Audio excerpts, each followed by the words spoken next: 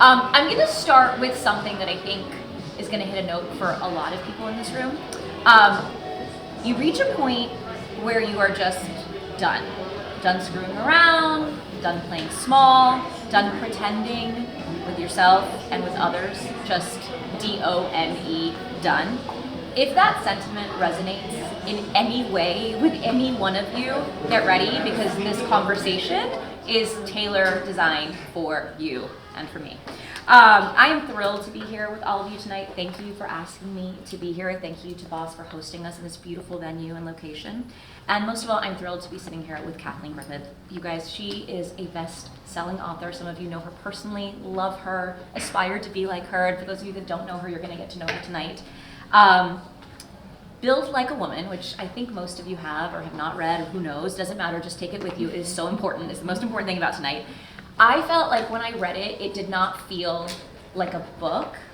It felt more like a movement, like a call to action, which I think is something that I'm constantly looking for. I read a lot, I listen a lot, and I'm often left with, but what do I do now? How do I put everything that I just heard into action? And that is why I love Kathleen. She is action, like personified. This woman is action. And it's more than just a book. It is a dinner speaker series. It is a video series. I encourage you to find it and watch it online. And just some accolades, because I think you guys need to understand what is happening with this book as we all watch this incredible, powerful woman lead by example. It is a USA Today national bestseller. I'm sorry. That's incredible, okay? It is part of the Next Big Idea book club, huge. That highlights the most important nonfiction books of the year, Think about how many books get published. Not that many get this honor. It's also endorsed by Barbara Corcoran, who I love so much. We all love her. And a little bit about Kathleen. So she is an award-winning serial entrepreneur. She is a business strategist. She is a producer and TV personality. Just that alone is one job for a lifetime. Let's just be honest. She is named one of the top disruptors in media by Adweek. And I think most important of all, she is somebody who is deeply, deeply passionate about the next generation of female entrepreneurs. And I think that is why we are all here. So please help me welcome Kathleen Griffith. Okay, so Kathleen, a bio is a bio is a bio. We read them all the time, we all have them. But I am more curious about what Kathleen wanted to do at 8 years old.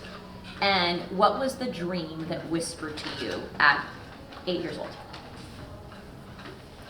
So I grew up in a town north of New York that was Stepford-like. And I found it really confusing. Like all the women worked inside the home and all the men worked outside of the home. And I just found it to be this like very strange paradox, right? Like you don't get to leave the house if you're a woman, but if you're a guy, you do. And I thought, I want to be one of the ones that actually also gets to leave. That looks good to me. So I kind of always had this entrepreneurial bug. And I think you can be born as an entrepreneur. You can also learn to become one. Both are entirely true. There's so many accidental entrepreneurs, but I started a little side business called the Snack Attack Pack. And the genesis of it was really like, I found out that you could actually buy something for less than you could sell it for. Like I was like, well, wait, what?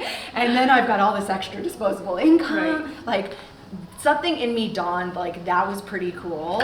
And so I started rapping on the loudspeakers in the morning. I sold this. I think my profit margin was probably near 100% because I was like having my mom go to the supermarket, and buy whatever, Gushers, whatever it was. But I got a taste for just creating and selling and fell in love with it. I later denied that for a very long time, but that was who I was kind of in my essence. Mm-hmm. And why did you deny that? I went and did all the right things, which I think so many of us go and do. Like I didn't think entrepreneurship was a viable plan. It seemed really risky. I came from a really risk-averse family. I think I looked at the family tree and there's like not one entrepreneur in our family tree from like the dawn of time, It's lawyers, it's professors, it's doctors. So I just didn't think it was possible. So I went into advertising.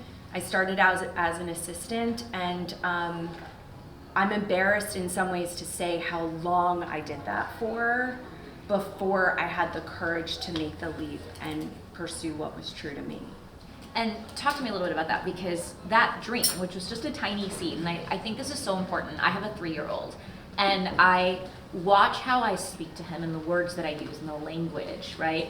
And how I encourage everything. He's like, Mommy, I scooter faster than a motorcycle. I'm like, yeah, you do. You know, he doesn't. That's okay. But I think so much about that. And that's been transformational for me as a mom, because you say this, that like dreams whisper, right? And so when we're children, they're loud. It's everything we hear. And then it's all given back to us by our, caretakers and parents and people around us. And they're so supportive.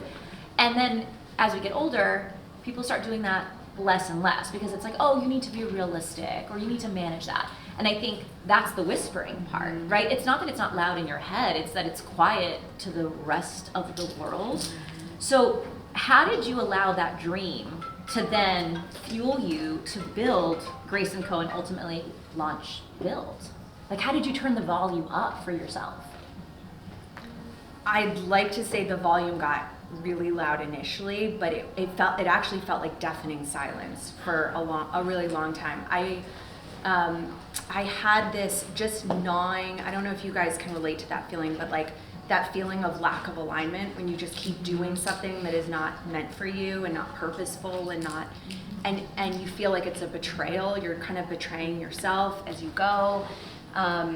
And so I had done 10 years, a decade in advertising. I had a really successful job. I was one of the youngest people to run a 2,000 person agency. So again, on paper, everything was right, but inside I felt so depleted. I felt numb. I felt like I had no personal voice, no autonomy. Like, leadership of the agency would say jump and I'd say how high, and at night I would just kind of lay there. I'd have like a box of lo mein, I remember, kind of balanced on my wounded chest. I would be like into glass 3 of Sauvignon Blanc, watching reality TV, which there's nothing wrong with, by the way, but just like dissolving into that to just escape. Like, it was numbing or escape was kind of the life that I was living. And so finally, I just, like, my body reached a breaking point where I felt like I couldn't do this anymore. I didn't know what I was going to do next, but I knew that this was not the life for me. And so, it's not a jump into entrepreneurship for anyone who's thinking about that. It's not this like brave leap. Because you hear that a lot. It's like, jump. And you're like, what? The net will catch you. Where am I going? Like, how far is the drop? Like, all of the questions come like. And it's more of like, for me, it was like a slithering, like I slithered into my boss's office and like, resigned, and then kind of like slithered out, and then Googled like how to start a business and what do I do? And, I just remember that first day being in front of my computer, like, okay, no clue how to do this. Right. What are we doing? And how am I going to figure this whole thing out? Now, you and I were just talking about being fearful, because I feel like that is terrifying. It doesn't matter, like, if you're 24, 34, 64, 70, like, the idea of the unknown and what is next that you can't picture or see or have that is, that would be, the fear is deafening to me, right? Like, I still feel it all the time. So you talk about in the book about like running into fear, and just instead of like running away or like left or right or like dodging it, right? Like, I think of like, what's the game where you like hit like the whack-a-mole, right? You're like, no. But I feel like, how do you harness the power to run into that kind of fear? Or how do you define the fear that you can run into without running away or being scared of it? How do you do that? I cannot believe we're still talking about fear. I know, but it is like so real. We've been talking about for so long, but we have to, because it is such a real variable in the day-to-day operating of our businesses and having these big lives that we want to lead. And so I went and I actually studied great risk takers. Like, I went and called up Alex Harnold, who's a great free climber, 3,000 feet above the Earth's surface, hanging on without any ropes. Literally, you're gonna fall to your death if you release your. I watched his documentary and I watched it. Unreal. I watched it like this. Yeah. I was like, no. So people like him. I met with a neuroscientist just to really study fear, and what I learned is that they're just as afraid and just as fearful as you or I, but instead of running from fear, which in turn means being controlled by it, they sit with it, they dance with it, they dialogue with it, they make fear this familiar friend. Like, there's something here to teach me, there's something here to learn. And to your earlier point, I'm not going to run from you, because ironically, the more we run, the more fear controls our lives. And so it's that confronting, I think on a near weekly basis, fear head on. Like, I'm in the fetal position or peeing my pants like every week, pretty much. Still now? Yeah. Even Maybe after no one getting else all is. of this out. Yeah, because I'm amazing. constantly up to things that are, I think if you're growing and you're outside of your comfort zone, you're constantly going to be in a state of fear because you're a newbie at something. Like, you're like a baby driving around, hitting fire hydrants, with legs that are too short to hit the pedals. Like, you don't know what you're doing. And so it's natural to be fearful. One of my favorite little tricks is to remember that fear is the size of an almond. So the amygdala, the part of the brain that controls fear, is the size of an almond. So there are days I'm just like, it ain't gonna run the show. And then in studying these great risk takers, I also learned it's so powerful when you talk back to fear. So like, I was shooting a TV show, my first television show a year ago, basically today, and I was so nervous. I'd Like, never sick done to it your, before. like, physically, like, ill, like that feeling? Or was it more just in your head? Because I feel fear physically in my body. Central nervous system. Yes. Like, the whole thing shuts down. Yeah, and so that's where I was. And so I learned from these great risk takers that they talk back to their fear out loud. So I walked around the house and I was like, Kathleen, it's okay. It's gonna be okay. You can do this. We can do this, If anyone had a camera, they would have been like, not only are you not in the show, we're committing you to, insane asylum. But sometimes, honestly, that's what it takes. Like, because you've got to talk back to your nervous system. And if there's one, I haven't really shared this, but I think if there's one thing I work on the most now, it's learning to control my nervous system. How do you do that? I'm working on it. I am not that's not in the book because I'm like not an how? expert on Share that. the secrets. But I think being reactive and letting your body run the show is one of the most dangerous things when you're trying to have a big life. And so how do you just stay in this state of homeostasis? Meditation has helped a lot. Journaling, that helps kind of bring the body back. Totally. But I think that's something that you got to work on. 1,000%. You talk in the book a little bit about the idea of feminine traits that are not typically respected or valued, right, in traditional corporate world when it comes to women. And I think one of those traits, which you kind of rename as a superpower, is this idea of intuition, right? Like, knowing something is wrong for you, knowing that you're not living a big life because you haven't called that into yourself. In addition to intuition, what are some of those feminine traits? There is a great piece that just came out from Harvard Business Review that says that women score higher on leadership. The top 12 of the 16 leadership traits women score higher on than men. And I just think we have been led to believe it's things like collaboration and empathy and inclusivity. And there's so many things that we are uniquely great at. I think as a result of all of this, these headwinds that we've been facing, we've cultivated persistence and resistance and all of these, really strong traits. One of which, to your point, is intuition. And that is such a powerful game changer in running your business. It really is. I also think just saying no just because my gut said no. I mean, you really, like, my team and I, we have this funny shorthand where I'll just say, like, yeah, my gut says no, and like it works, right, Katie? We're just like, yeah, no. And or Katie will be like, yeah, no, because my gut. And I'm like, can you imagine if we were trying to have conversations with other professional people and explain the rationale for why we're not going to do this business project? Trusting. If you don't trust yourself, like, how are you going to trust 10 other people in the room? Like, you have to start by trusting yourself. And I think so much of that is also like being vulnerable about what you do know and what you don't know, right? And you know it in your gut because you have the experience and the expertise and the resume. Trust that. But if you don't know it, be vulnerable and be like, I don't know, but I have a team, a community, whatever that is, to help support me through that. I think vulnerability is like one of the greatest superpowers that women possess. And it's just, we don't harness it, we just don't harness it enough. And speaking of harnessing, if you're aware that you have some of those traits, right? You're like, I've got great intuition, I'm empathic, I'm soft, I'm kind, I can communicate. How do you mind shift to harness those into superpowers? Like, how do you put that into action in the workplace or in a meeting or in a pitch where you're like, these are the things that scare me or that traditionally have not been looked at as leadership qualities? How do you mind shift to make them feel like your actual superpower? I think you just own it. I mean, for a long time, when I think about my corporate career, I was trying to like outmen the men.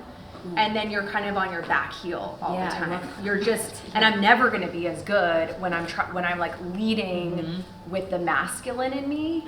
So it really just came, it came down to just owning that. And then all of a sudden you're bringing something different also into those rooms. And again, it's not a male-female thing. It's a set of attributes. Like, there are men who have incredible feminine attributes and traits and lean into them. And, so yeah, I just want to make that clear. Can we talk about breakdowns? Because I feel like I have them a lot, and understanding the distinction between the kind of breakdowns that I'm having and putting language. I think when we put words to feelings and words to emotions, it can be really powerful because you feel it in your body, but you don't know how to communicate it. And I think that's why therapy for me is so valuable and so important. Both, like, I have a therapist who focuses on maternal mental health, because she was able to she helped me put words to these feelings that were so foreign to me for the very first time in my life. And, I was like, I'm having these breakdowns. And she's like, okay, calm down. Raise your hand, by the way, if you've ever felt like you're having a breakdown. Like, I'm gonna raise 2 hands and my toe, like all of it. Now, we're amongst people who've experienced this. And based on what I read in the book, I had a little B today during my couples therapy session with my husband. So for people that maybe have not read the book yet, what is a little B and what is a big B? Okay. So the big B breakdowns are cataclysmic life events that bring you to your knees. So this is everything from a divorce to someone you love dying to losing your job to your business failing or being on the fritz, a global pandemic. Those are big B breakdowns. Usually they feel like they're externally driven. Okay. And like you need to address them immediately. It's hitting that rock wall. Right. And then little B breakdowns are harder to identify. It's the lack of alignment. It's the feeling that something is not quite right in your life. It's, for example, being in a partnership where you love each other, but it feels off and you can't quite pinpoint why, right? Yeah. So it's these like, these little issues that you identify usually internally in yourself, and they feel like little B's feel like you have more time to address them. So it's the pebble in the shoe or the stiletto in your case, okay? And why I actually love them is because we talk so much about fear, which I think is a power diminisher. But breakdowns to me are the least discussed, greatest diminishers of our power. In that we need to reframe them from something that is negative. So we see it, we experience it, we all do, especially if you're up to big stuff, and then we feel shame around it. Like, I need to scurry away in the corner, leave the broken pieces on the, no one can see these broken pieces. You like hide it in a box, throw it under the bed, like. Yeah. And there's so much shame in it. When if we can have that mindset shift and start to bring it out into the open and say, to your point, name and claim, like, I'm in the midst of a breakdown. Like, I text people, or I'll be like, big B, and like someone knows to call. Little B, like, shit's off and we're gonna need to talk about it, And that has been so transformative because you also have so much clarity. You have radical clarity when you are in the midst of a breakdown. That is the gift that you are given. You have like clearer eyes than you ever have about what you should be doing instead. But you're scared, and the fear is what makes you feel like, oh, this, I can't handle this. Yeah, fear is definitely a variable. But normally the bigger the breakdown, the bigger the breakthrough that is coming for you. And so the more we can talk about it and the more that we can just see this, if you are up to, again, anything big, it's going to be a constant process of things breaking down so you can have these breakthroughs. You're going to have a breakdown so you can break through, you know, like over and over. That's the game. Can you put that on a t-shirt? Yeah. Please. Yeah. And text me next time. I will. Because, no, but honestly, reading that was so, I shared it with my therapist, and she's like, that's what I've been telling. Like, not everything is like, oh my God, the world is ending. But I didn't know that there could be classifications of bees. I thought everything was just like house on fire. Yeah, all the time. Everything is a big bee. And it's not. And you're right. I think those are very much driven by outside sources versus like something that's happening inside me. So being able to tune into that and then get laser focused, like you said, is, I mean, that's a radical mind shift for me. That's something I want to put into practice like every single day. Can you share an example of a big bee that that helped make you like who you are today? Is there one that you're comfortable with sharing? Yeah, I've got a lot. Okay. And I'm happy to share it in this group. So one that comes to mind, which I also wrote about in the book, is 3 weeks before I was supposed to get married, I was madly in love with this guy, and I found out that he had a whole secret life. He was a full-blown addict, and there was no way that I could continue marrying him. I had the whole train, the lace veil, the 300 guests coming, and I canceled my wedding, and I did what any sane person would do. I took my mom on my honeymoon to South Africa. God bless her, because I think, you know, you must have thought, like, my kid's going to feed herself to the lions. Like, this is not, you know, I mean, the rose petals are there with our last name, you know, what would have been our last name. Right, your married last name, of course, yes. They hadn't gotten that memo. But the most incredible thing happened, you guys, because this was about 10 years ago. I realized, as the lines were calling to each other, like there was a part of me that roared back because I had lost myself in this relationship. I completely orbited around him. Like his happiness, what was he thinking in that moment? You know, was he enjoying himself? I remember I was in this apartment that we lived in New York City, and it felt in so many ways like this glass cage because I always wanted to be there every night when he was coming home. And I kept dyeing my hair like darker and darker because he was a brunette guy. Like all these micro small things that started to stack up that I didn't even realize I was doing. I'd become this very muted version of myself. And like, I'm a technicolor person. And so, and started to become financially dependent because he was more successful than I was. And so that was the moment I was like, never again. From here on out, I'm going to certainly be in partnership, but I will never be dependent on someone like this again, and I will never lose myself in a relationship like this again. And none of this would be here had he not cheated and been addicted. So, wow. That's yay a big for B. being cheated on. Yeah. Yay for breaking. It's now like a little B in hindsight. At the time it felt, I'm like, of course. It was great, but oh my God, that's a big B. That's a big B. That's a big B. I'm going to turn down all the ones that I call big B's because that is a big B. Well, I'm so happy you were on the other side of that. We're so grateful. There's a line in the book that says, the point is to design a life that is a total reflection of you, a near carbon copy of everything you think, feel, and desire, not what another goddamn person on the planet wants or thinks, just you. And I love the last two words, just and you. Like, I get goosebumps. That hit me smack in like the heart, in the brain, in the face, because that is authenticity.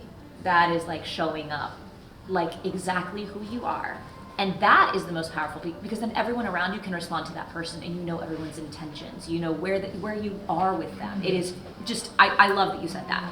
What are 3 things that every person in this room can do when we walk out of here tonight to create and allow more alignment for that in our lives? 1, go home and let yourself play with your vision. Like, go create a juicy, gargantuan, couldn't do it in 5 lifetimes, who the hell does she think she is vision. Because I really believe that we all have such a unique calling on our lives that gets, the noise is so great. This is a perfect metaphor that you just cannot, you can't drone it out, you know? Yeah. And so to really just allow yourself to play, we don't allow ourselves to play with our imaginations. I can tell, and I know some of you in this room, everyone's practical and reasonable and, very realistic in the best possible way. I say that with so much love and affection. So I'd say go create a vision. Like, make it juicy. Like and big wild. yourself. Like the wilder the better. The wilder the better.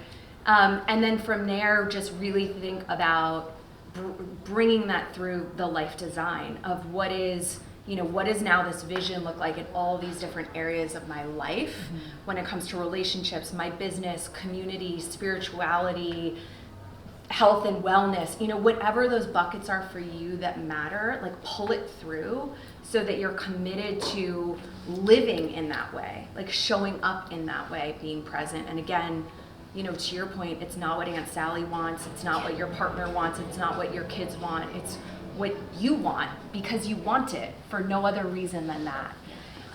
So I would say that, and then for the last piece of advice, I would say just go be outrageous. Like, I've got this concept in the book called Outrageous Asks, which is all about thinking of something you want, like an ask that you would make that someone would normally say no to, and then just making it over the top. Like, the craziest ask you can possibly make. Someone should think you are certifiably crazy, going back to our running theme. I love that. And make them. Like, if you make 1 a week, that's 54 asks a year. You have crazy asks hanging out there like little Easter eggs that if even one of them pops off, it can change the trajectory of your business and life. So I would say, like, go be brave. All the women who are interviewed in this book, Eva Longoria, Jessica Alba, Ariana Huffington, I didn't know a single one of them. That was all outrageous asks in motion. Trying to meet up with Warren Buffett and take him and pick his brain. He said no to me, but I said I'd fly to Omaha, Nebraska from New York for 5 minutes. This is an outrageous ask. For 5 minutes of his time, get in at the beginning of the drive-through, get out at the end of the drive-through. He does it, Egg McMuffin, McDonald's morning drive-through every single day. He said no, not now. Which not now. No. Doesn't mean no. So to me, that's a outrageous ask personified. But I would say that is the third piece is like vision, design that life, pull it through, and then go be brave and outrageous. Okay, you guys have homework, right? Okay, and let me know because let me know how it goes. This is very nothing makes me more excited or happy than when someone tells me they did something outrageous, and then to get the response is like, it's so juicy, it's so fun. Okay, rapid fire. Okay. Because we're low on time here. All right, ready? Favorite app at the moment? Definitely isn't Raya. 2 thumbs down on that one.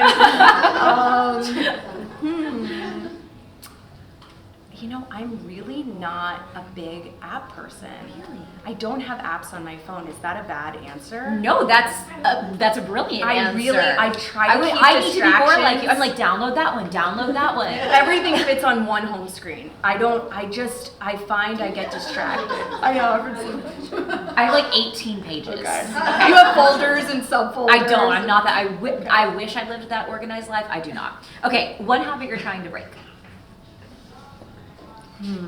Probably too much coffee.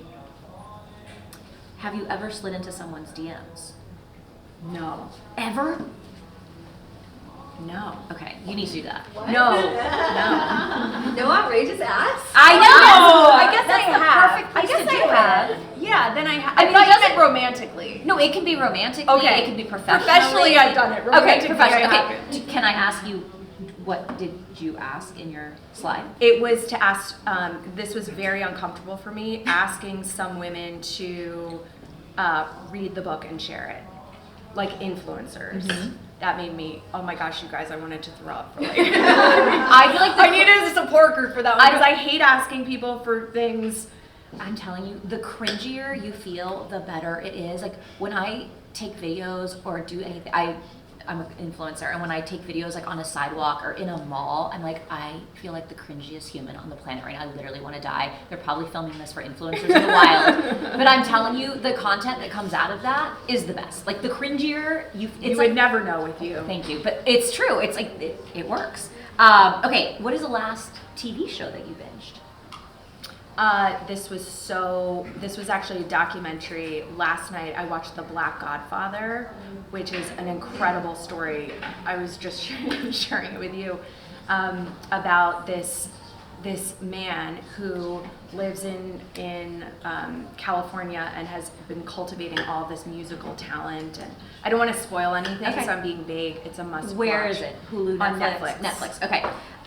If you could have dinner with any And Omnivore is also really Omnivore. good. I heard on that. HBO. It's a Okay. food show. Yeah, I heard that. Okay, if you could have dinner with any young person under the age of 25, who would it be? Under the age of 25. Yes, because I think we focus so much on people that are our age or older, but I do think there is so much to learn from these Gen Zers, and I don't just mean like wearing high socks and not wearing skinny jeans. They're so refreshing to me, so I'm always like curious if there's anybody under 25 that you like. I tend to go up with who I want to Yeah. talk to. I don't know. I'm gonna put you in touch with my niece. Okay. She's 17 years old. Okay. She lives right outside of Philly, and she is my like Gen Z counsel. Like Okay. it's really refreshing to like bounce ideas off of them just for perspective. We need that. We need a Gen Z. You know what? I'm not saying that you put it into action, but I love being challenged, and I love like being very curious about these kids. Like, what are they doing? What do they eat? What do they breathe? What do they watch? It's very eye-opening in a really good way. Okay, In a really okay. good way. Okay, who would play you in the movie version of your life? Oh my gosh, I'd love it to be Charlize Theron. That would be I can get on board with that. I feel like we need some more like action adventure stunt, but she could do South Africa really well. Yeah. Oh. She'd be like shooting things. So good. Okay, what is your favorite sport to watch in the Olympics? Gymnastics. I mean, Simone Biles, she's just Queen. how she's come back also, you know, I think mentally how she's come back from the spins and how she took time to architect that comeback in a way that was true to her. I also really respect, like she took a real time out. Oh yeah, it's beyond inspiring. Yeah. That whole team. Okay, what is your superpower? My superpower would be, Thinking big. I would say my vision, like the largesse of my vision, but also my heart. For sure. I'd say my heart too. Thank you so much. I'm so appreciative of you doing this. Of course. Let's give it Yeah. up for Oh, this. thank you. Moderator made the most of this. And then also, do any of you have questions for Kathleen? I mean, we're here, we're in community, so yes, go ahead. What's your name?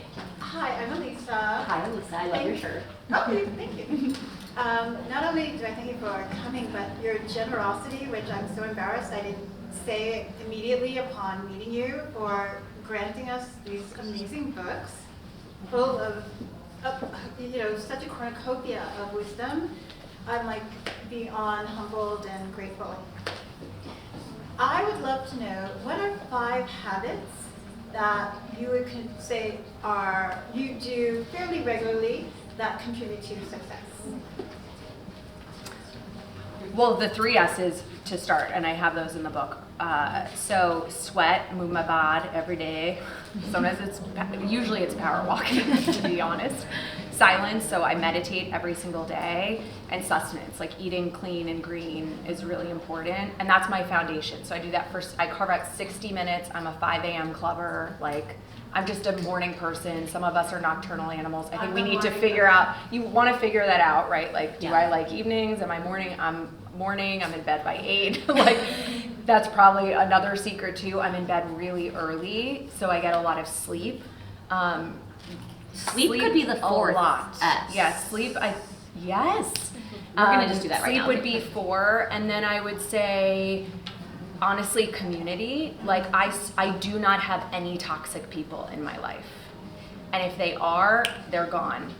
So, community is huge. 4 S's 4 S's and a C. I like that. Thank you yes, so much for what's your that. name? Chelsea. Chelsea. So I haven't read it yet, and I can't wait. But I don't know if you address it in there. But when working with people or helping, or with your own experience, or helping women build their business, when they reach a point where it's like they've really met their moment and things are exploding, and it's like there's almost they confront a self-sabotage moment, or like they're up leveling so fast and so hard, and it's like they have to expand their own sense of self. What have you found to be helpful in that space, or what do you find that women are up against in that space? Because I just see that a lot. It's like we limit our own selves in those times. My coach says something which I think it rings so true, like, how good can you also stand it? Yeah, exactly. Because a lot of us are also not used to things being that good. You're like white knuckling, like, what's gonna go wrong, so there's that. There's that energy. I would say the most important piece when you are in that state of expansion, like the great oak tree, it's about having a really strong root system. Like, the women that I talk to, once you start going out that big and wide and you're up to really big stuff in the world, you need a foundation that is so strong it cannot be moved. Like, the root system, when you think about the oak tree, like, the root system is greater than the canopy above. I love Hadid. She was such a great builder in New York City, and I look at her buildings, and she's got like flying buttresses going more horizontal than vertical, but it's because she was like, those buildings are so bolted into the ground. The foundations are so deep. So in all the conversations I've had with, extraordinary women who are up to really big things at scale, it's foundation is the most important kind of common denominator to then not live this reactive life, which becomes this horribly painful life because you have so much flying at you. Yeah. That and team, expanding the team, letting go of control. That's the other natural part that comes with it.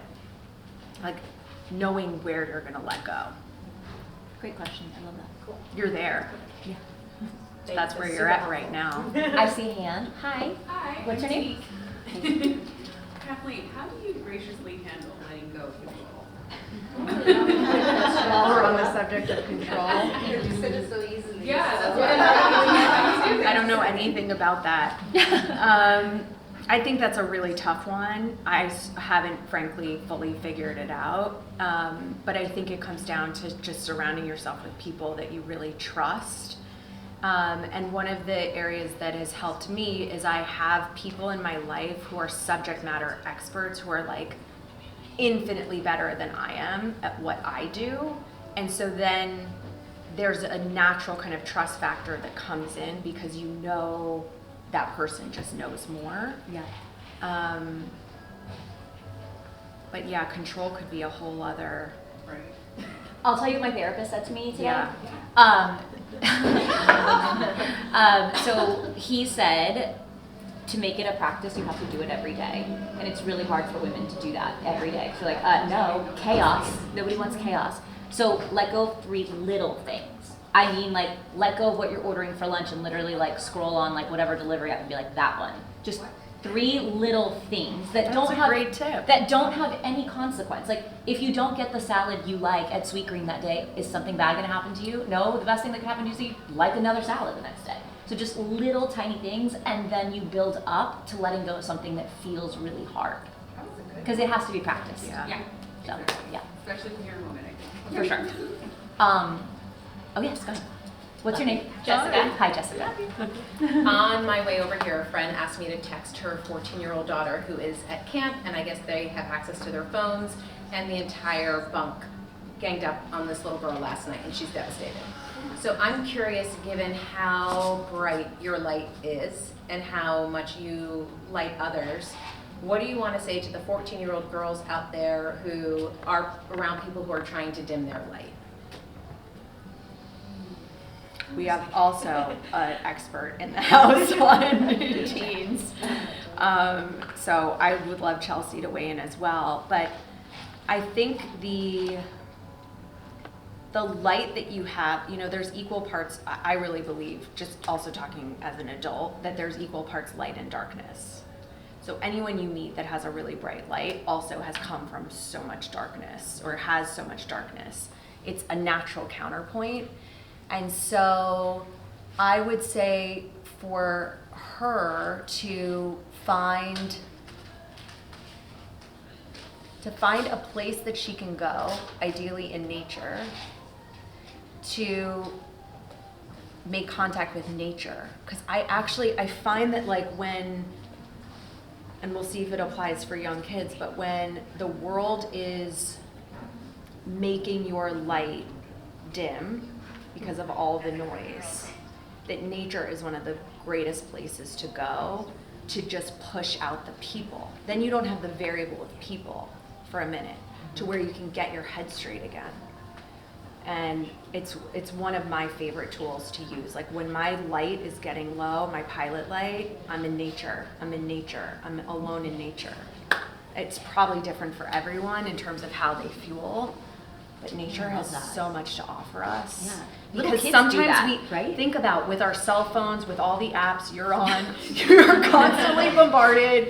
It's a really intense time right now with everything that's going on in the news cycle. And so I think it is really important to get back in touch with your energy. And the best place to do that is to be surrounded by trees and hummingbirds. I will text that to her. Thank you. Give her a big collective hug from all of us. Do you want to add anything, Chelsea? It's like Since you heartbreaking. actually are an expert, you Yeah. more sound advice for a youngster. I have a book on teenage girls, but I mean that's beautiful what you shared. It has a lot to do with the messaging girls get, and that they should be something, like they need to be perfect, they need to be likable, they need to be pleasing, and it's about circumventing, interrupting that type of messaging and permissioning her to be all things, to explore her identity, to make mistakes, and like instead we put a lot of pressure on girls to be perfect and likable because we want them to achieve, we want them to do well in the world, and they hear that so intensely that they just go on autopilot and they don't get connected to their soul voice in nature, and so you have to actually just say it a lot to them, give them permission to be messier and have big emotions and give them space for that. I love it. Yeah. Can I add something? Because I have a 15-year-old daughter. Compassion. Have her have compassion for those that are perhaps unique to her. And maybe understand, like Kathleen was saying, that they have darkness themselves that they're not aware of yet. But I certainly have to use that in my life, and I've taught my daughter that too, is just have compassion for those people. This is why women are so great. We're all solving your I know. and your friend's problem. You're like, by the way, there were 40 of us solving your kid's problem. Yay, women! What happens, right, when we all come together Yes. and support each other. Totally. Anybody else that I missed? Did I see a hand raised? No? Oh, yes. Hi. How are you? What's your name? I'm Diana. Hi, Diana. If you could like go back the past like 10, 15 years, are there any like habits or like hobbies that you would pick up or like continue on to like decompress or like to instead of like living in that fear and stuff, being like, I'm gonna paint or read or something, like what would you do? I would have, there's one answer that like rings so loud in my head, and that is I would have started meditation. I practice transcendental meditation, and then MBSR, which is mindfulness-based stress reduction, which Sam Harris has an incredible app. That probably is my favorite app. That's Okay. one of the Wait, only what? ones Sam on my phone. Harris. Sam Harris. It's called Waking Up. Waking up. Okay. Hands down, that'll change your life. Your nervous system is going to calm down, and when you're up to big, it's going to get ratcheted, but that just keeps you at a more manageable baseline, and it allows you to also hear yourself. Like, the most unbelievable things come to you when you are in a state of stillness with yourself. You won't believe the things that you hear. And then you can go chase those down in life. Thank you. Thanks. Well, guys, thank you for the questions. Thank you for being here. Thank you for being present. Thank you, Kathleen, for writing this beautiful book. And also, like, gift this to some. Like, I do think the greatest gift is a book, always. Like, to somebody that's really important in your life. I was just going to add, first of all, thank you again for doing Oh my this. gosh, like, And thank you to Hugo Boss. So Yes. Hugo Boss, they've been a client of my consulting company, you know, my day job, and all that other stuff. For many years, we've done the brand strategy for Hugo Boss Women. They are truly the most unbelievable team. We've got a campaign going, Be Your Own Boss, and the idea is that bosses aren't born, they're made, which I so believe. Like, they're built. they are built. Yeah, that's so true. So shop, enjoy. There's 15% off tonight if you want to get anything or check out online. But just thank you again to the Hugo Boss team. Thank you to Katie Cunningham, who played a huge role in making this book, this dream, a reality. I just want to shout her out, and thank you all so much for coming. I can't wait to hear what you're up to building, and please introduce yourself to 2 people who are complete strangers. You can blame me, and share your businesses, share your cards, like, you know, let's get up to some stuff together too. Make it all meaningful. So thank you guys so Thank much. you, guys.